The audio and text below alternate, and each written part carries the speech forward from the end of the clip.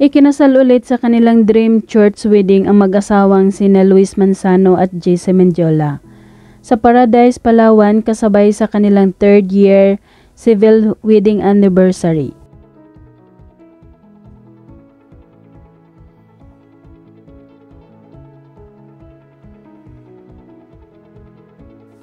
Maraming nagtatanong kung bakit tinatawag na church wedding ang kanilang pangalawang kasal. Sa beach naman ito ginanap ang venue.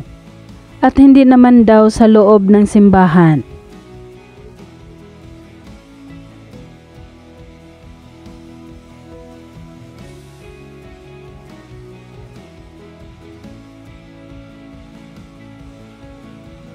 Ang una kasi nilang kasal ay si Bill at Mayor ang nagkakasal sa kanila at ginanap ito sa garden wedding ceremony. At itong pangalawa naman kahit sa beach ang venue pero isang pari naman ang nagkasal sa kanila.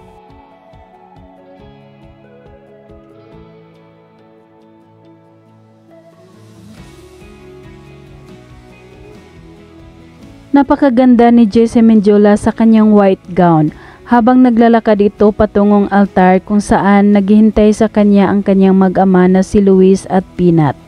Kasama ang mga magulang ni JC na hinatid siya sa altar.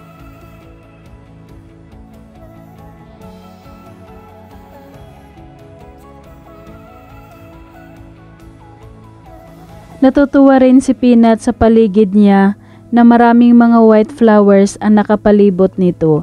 Nagtuturo pa ito sa itaas kahit nasa tirik sila ng araw.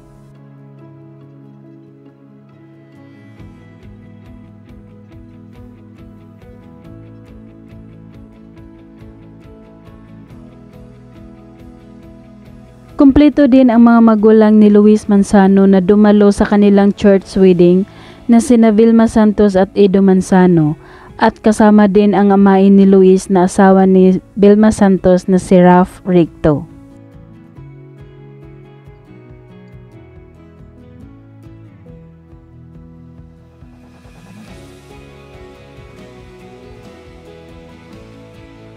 At narito naman ang pagtatapos ng seremonya ng kanilang kasal, na nakatayo ang mag-asawa sa altar sa harap ng beach. Love for each other. Your blessings, it is their life.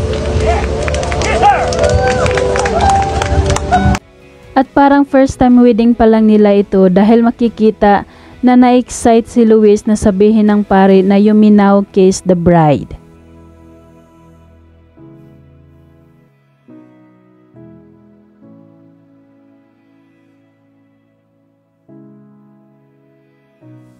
Samantala, narito naman ang behind the scene ng mga kaganapan sa kanilang wedding reception na ginanap pa rin sa Club Paradise, Palawan.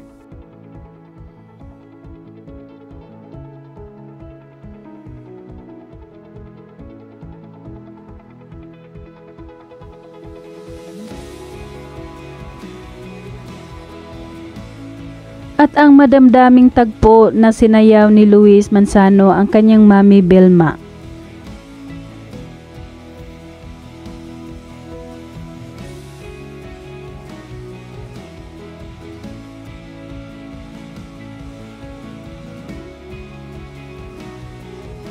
At hindi naman pahuhuli ang ama ni Luis na si Edo Manzano at isinayaw din siya nito at natatawa na lang si Vilma Santos sa kanila.